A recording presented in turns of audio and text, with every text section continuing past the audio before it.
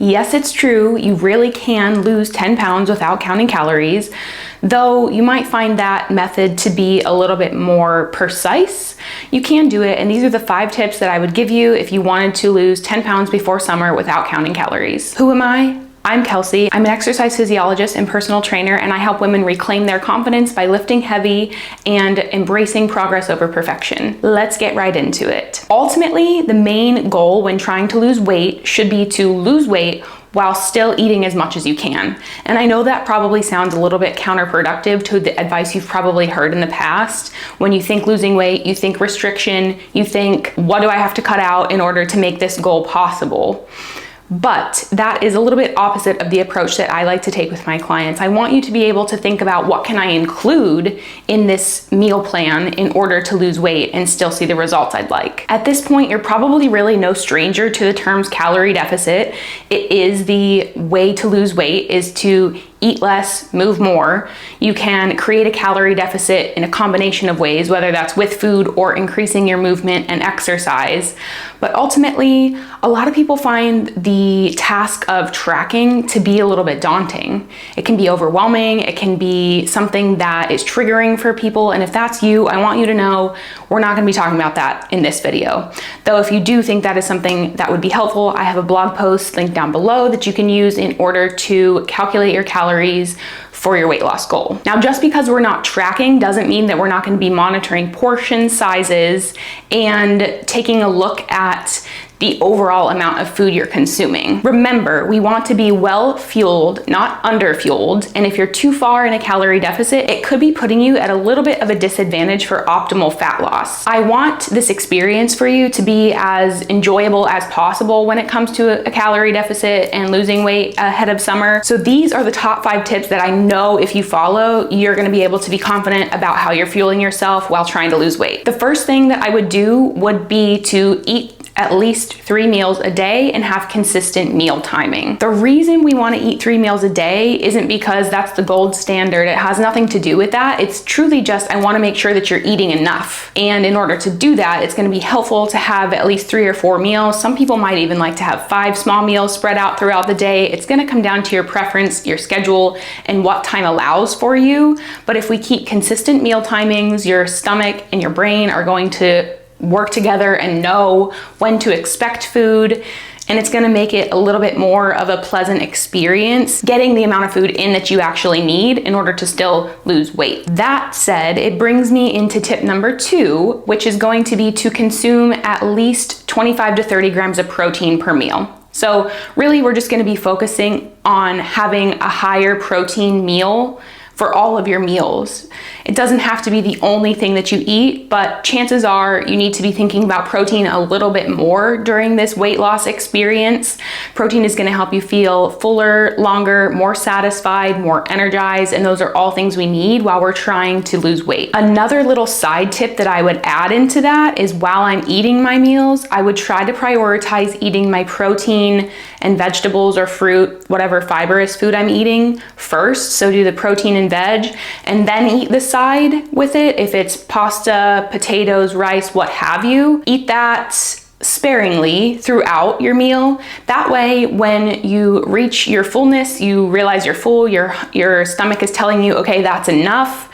Whatever's left over isn't going to be the protein and the nutrients that you need. It's just going to be that side that you like and enjoy, which is a good way to practice eating so that you're eating for balance. You're eating what your body needs and also what you enjoy. Because remember, I don't like restriction. I don't want to make anything off limits for you, and you can have everything in moderation. We just want to take a little bit of a different approach to how we're eating here. And within that approach, if you do struggle to get your fruits and vegetables in, this brings me to tip number 3, which is to eat the rainbow. You may have heard this before, but it's a really fun, challenging way to get yourself to try to eat more. If you eat one food of each color each day, chances are you're going to be hitting the fruits and vegetable goal that you have and the fiber goal that you have, 2 things that are really important to help your overall health and of course with the weight loss journey. Eating the rainbow is a fun way to maybe cut back on starchy carb intake and increase foods you might not like as much, but also it's a really good way to challenge yourself to try new things, which is important when we're in a diet phase because a lot of times people get bored with what they're eating. I'm kind of a bread and butter kind of girl. I eat the same thing over and over again and it doesn't typically bother me. For example, this meal here is a breakfast that I've been prepping for literally months now. I can't even tell you how long it's been, and I eat it pretty much every day. And it's so good to me. It's filling. It's like pancake bake that I truthfully think I found on Instagram. I can't remember what creator or who it was, but it's quick, it's convenient. I get my protein goal. I drink a glass of milk with it because I love milk, I love dairy, and it keeps me going for the rest of the day. That's a total side note, but if you're a bread and butter kind of person, if you can eat the same things over and over again, it might be helpful to you, but a lot of times when someone's in a weight loss phase or trying to lose weight, I can definitely see how eating the same thing over and over again can get repetitive. So we do want to find ways to mix that up, which brings me back to eating the rainbow and trying to get yourself to try new things. It's not always fun, but it can be, especially when you find a new recipe or a fun way to challenge yourself to get new foods in, which conveniently slides into point number 4. The fourth thing that I would do if I was trying to lose weight and not count calories would be to at least eat 1 salad or smoothie per day. This is such a convenient, easy way to work on getting the veggies and fruits in and limit carb intake. It doesn't mean that you're not having carbs within that meal, but it's a really well-rounded way to get yourself the micronutrients and things that your body needs to thrive while also being really filling. Salads, smoothies can be a little bit more voluminous and give you that sense of feeling full a little bit longer. They take up more space in your stomach, similar to snacks like popcorn. We're taking up more space and it's gonna help you feel full and not tend to overeat if that's something that you struggle with. Now, the 5th tip that I would do if I was trying to lose weight before summer and honestly focus on my gut health and my digestion is going to be to chew your food fully and be more present, be more mindful while you're eating. Why is this important? Well, in our day and age here, we are often very distracted. How many meals do you eat where you're silent or just talking with someone at a table? A lot of times we're either watching something on our phone, on the TV, we're talking, we're driving maybe while eating, sometimes we're working while eating, and it's just a lot of distraction. So you're not able to focus on the food that you're eating, how it's making you feel, and overall just making sure that you're chewing your food, which is so important. I know it seems kind of silly, and not to be dramatic about it, but I will. Chewing your food, digestion starts in your mouth. We get this enzyme called salivary amylase that helps start the production of digestion, and basically we just need to make sure that you do that in order to kind of limit or erase some of the bloating, gassiness that you might feel. And honestly, when you focus more on the food that you're eating and how it makes you feel, you can learn pretty quickly what things are triggers, what makes you feel inflamed, and know to kind of limit that or cut it out entirely. And that's a valuable thing to know. It's not essential, but it's helpful. So with the 5 tips out of the way, I'm gonna give you a brief rundown of the things that I have been eating as of late to give you some ideas if that's what you're looking for. Keep in mind, this is what I consume. It works for my body. It might not work for you. Every body is different. So like I mentioned, this is my breakfast here. It's a pancake bake and I drink it with a glass of milk.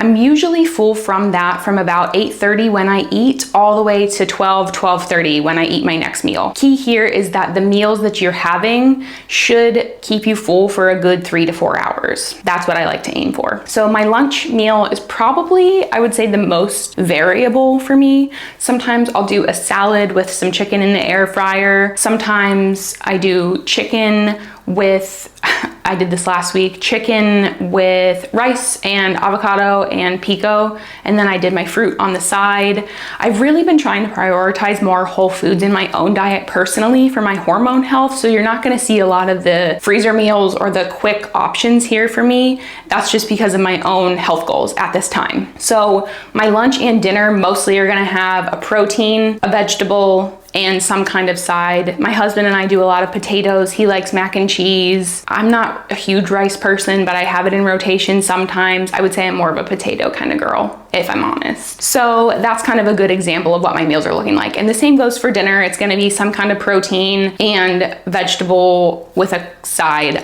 option. We do a lot of salmon, which I enjoy. This is a good example of a salmon meal that we make.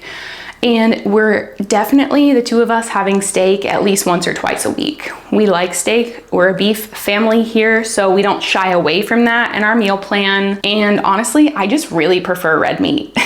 Like, I think it tastes so good. I love it. And we love iron. So I am going to be incorporating that quite a bit throughout my week. In fact, I am making this week a stuffed pepper casserole for my meal prep. So you'll see that here. And I just think that when I'm able to do fun recipes and make it interesting, I will. And when I'm not, I am a crock pot girl.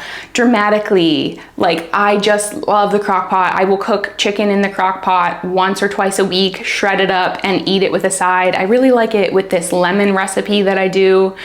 And I can show you that here as well. But I like the basics, truthfully. So that covers like 2 of my meals out of the day. And then my 4th meal, I have been eating a 4th meal. It's kind of my post-workout meal, but it's something I really enjoy, is just a good old-fashioned bowl of oats with blueberries, strawberries, or a banana on top, and walnuts for some healthy fat. And I have my protein shake on the side with that. So yeah, that's kind of my typical what I eat in a day. I really don't have that much variety. I promise you, I'm a very boring eater, but the basics work, and it's something that is convenient to me in my lifestyle at this time. So that's why I kind of keep to the basics at this point. Things that do vary include like maybe my after dinner snacks.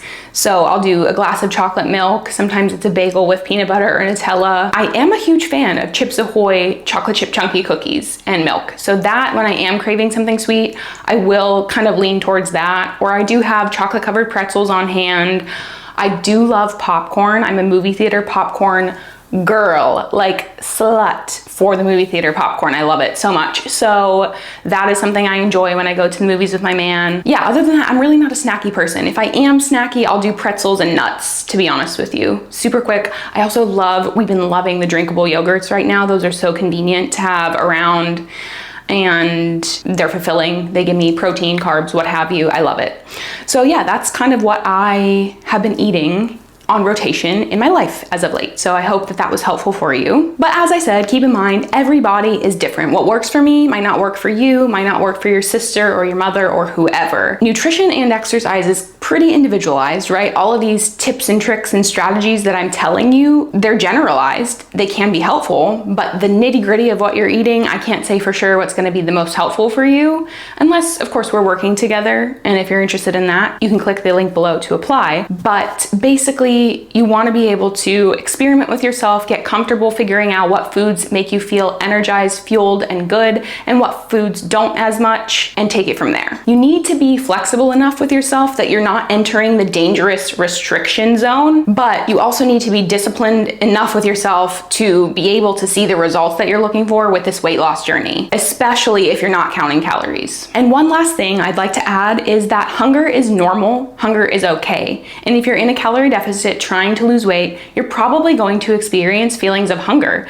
And you have to kind of muscle through that to a degree. Like, you can't just overeat every time you're feeling hungry just for the sake of feeling hunger, right? If you've eaten your 3 or 4 meals for the day and you know, okay, I know I've had enough, I need to just fight through this hunger, maybe drink a glass of water, go to bed, go for a walk, something like that. However, on the flip side of that, if it was a day where you had a really intense workout, or for me, I get hungry the day after an intense workout, so I might manipulate my food intake a little bit, have a snack, but we want to be mindful with those choices. Make it something that is going to be balanced and fulfilling, not just a throwaway. Make it a health conscious decision with your weight loss in mind. At the end of the day, you know your body best. So I want you to be able to listen to your own hunger cues and know when it is, yes, I should eat, versus no, I can fight through this feeling of temporary hunger. At the end of the day though, losing weight does require a bit of a sacrifice